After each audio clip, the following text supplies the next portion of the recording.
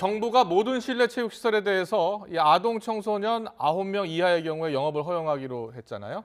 그런데 더불어민주당과 정부가 업종별 영업 제한 조치를 보완하기 위한 논의를 계속 이어가기로 했습니다. 소상공인들의 부담을 실질적으로 줄이고 사회적 거리 두기가 완화되지 않는 경우에도 대비하기 위해서 헬스장과 카페 등의 면적에 따라서 인원수 제한을 다르게 적용하는 방안 등을 논의하고 있습니다. 취재기자 연결합니다. 김대근 기자.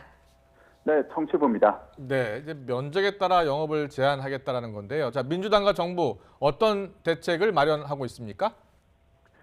네, 최근 사회적 거리두기 2.5단계가 연장된 가운데 영업 제한 기준의 형평성을 두고 집단 반발 움직임까지 일자 정부와 더불어민주당이 함께 대책 마련에 나섰는데요. 정세균 국무총리는 오늘 아침 중앙재난안전대책본부 회의에서 형평성에 어긋나는 방역 기준을 보완하겠다고 말했습니다. 들어보겠습니다. 정부가 더 분발하겠습니다. 형평성에 어긋나거나 현장의 수용성이 떨어지는 방역 기준은 곧바로 보완하겠습니다.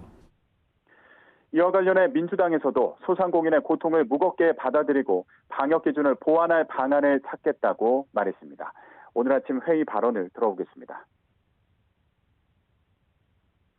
더불어민주당은 자영업자와 소상공인께서 코로나 장기화로 겪는 고통을 무겁게 받아들이고 있습니다. 방역 기준의 형평성에 대한 문제 제기도 귀담아 듣고 있습니다. 민주당은 정부와 함께 방역 기준에 대해 종합적으로 살피겠습니다. 실제로 당과 정부는 잇따라 회의를 열고 헬스장 등 영업 제한 조치 보완 방안을 함께 논의했습니다.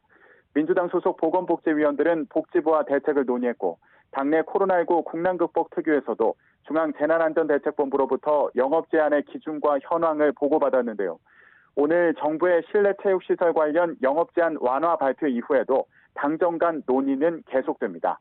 이와 관련해 민주당 관계자는 헬스장은 물론 카페와 교회 등의 면적과 상관없이 일률적인 기준을 적용하는 문제 등을 종합적으로 점검해 나갈 예정이라고 설명했습니다. 오늘 정부가 내놓은 완화 조치가 아동 청소년만을 대상으로 한정해 실효성 논란이 있을 수 있고 앞으로 거리두기 2.5단계가 완화되지 않는 경우도 대비해야 하기 때문입니다. 다만 확산세가 잡히지 않으면 영업 제한 완화가 부담일 수밖에 없는 만큼 당정은 확진자 추이를 봐가며 제도를 보완해 나갈 것으로 보입니다. 네, 국회에서는 또 사회적으로 논란이 되고 있는 정인이 사건 등 아동학대 대책 마련에 분주한 모습이라고요.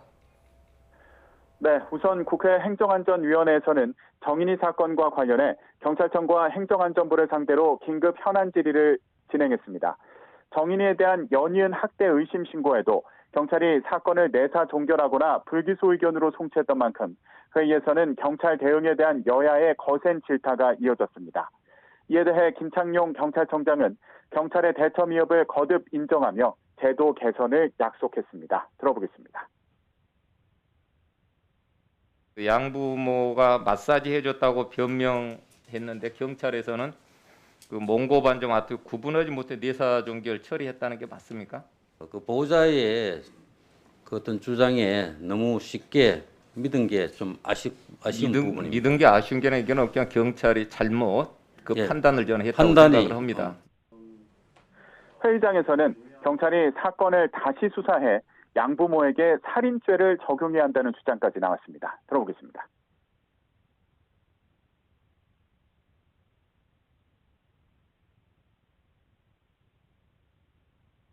이거는 살인죄로 한번 다시 수사해야겠다.